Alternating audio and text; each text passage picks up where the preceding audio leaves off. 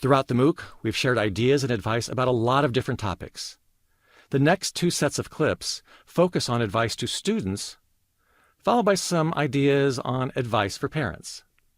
It's definitely important to talk to other people, and a lot of times I'm kind of scared to talk to other people because I kind of think that they're not going to listen to me, that my concerns aren't going to be heard. But sometimes that's not the case. Sometimes it is, but sometimes it isn't. And you do have to take the risk and say, okay, I am going to call this person, and if they do something about it, fine.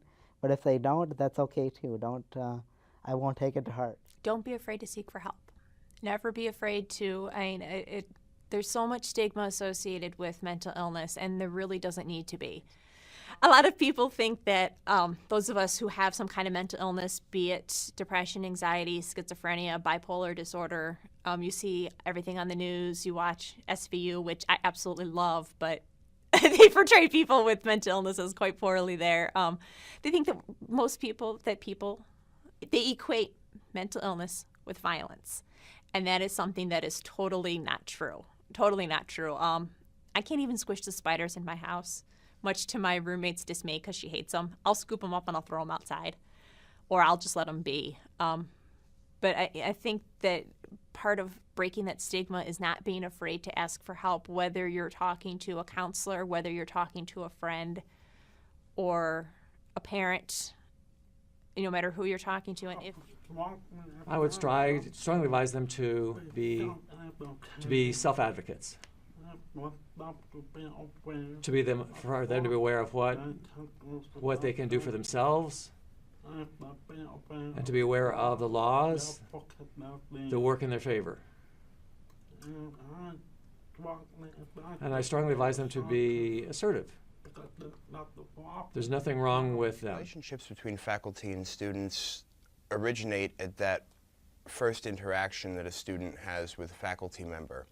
A student who presents themselves as competent, capable, confident in their abilities and also in their understanding of the disability, because necessarily what I've seen isn't that people don't like you because of the disability or are going to discriminate against you because of it. They just don't know what it is that you can do. Let me do a bridge there. And the bridge is, when my injury happened, it was December of '88. It was right after I finished or actually right before my finals junior year. I took off that semester because I was in rehabilitation, physical rehabilitation, and then I went back in August. What really taught me a lot was when I went back in August, I was basically thrown to the wolves. So I had the anticipation of being so excited to be around familiar surroundings. I didn't move into a wheelchair-accessible dormitory. I moved right back in my fraternity house. So I had all my friends with me. It was great. And then all of a sudden, it hit me like a ton of bricks in the fact that on that side of campus, I was literally the only person that had a visible disability. So, and I talk about the story a little bit in my teen classes. It's funny, I make somebody always feel uncomfortable because I said, well, what do you think would happen? Why would I think I would be scared and be the only person being in a wheelchair? And people are like, I don't know. And then I would go up to somebody and I would just stare at them for like 10 seconds. And then they get super uncomfortable. And I'm like, that's what I got. Thousands of faces looking at me, feeling weird. And that's what I mean by being thrown to the wolves, because I got self-conscious. I had to build that thick skin. And that bridge that I was just telling you about, that thick skin had resonated not only through the end of college, but also employment. So people are really conscious about how their eyes look. I personally don't care if one eye is looking the wrong way, but people will be hesitant to look at you if one eye is weird or whatever.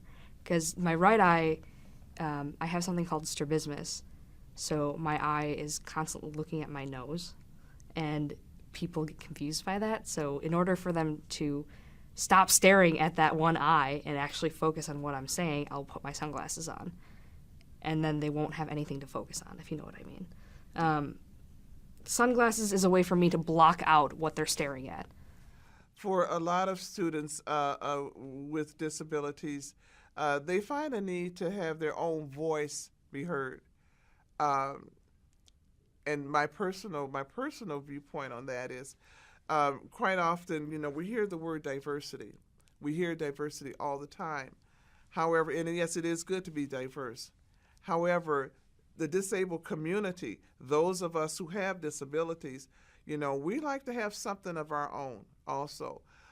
We find that it's resourceful to be able to have organizations of our own, to be able to show leadership, among our own.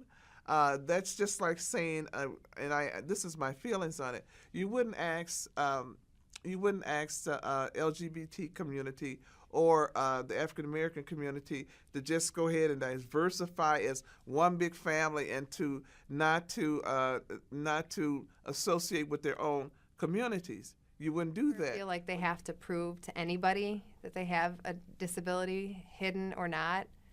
And if they don't feel safe to just really tell their professors,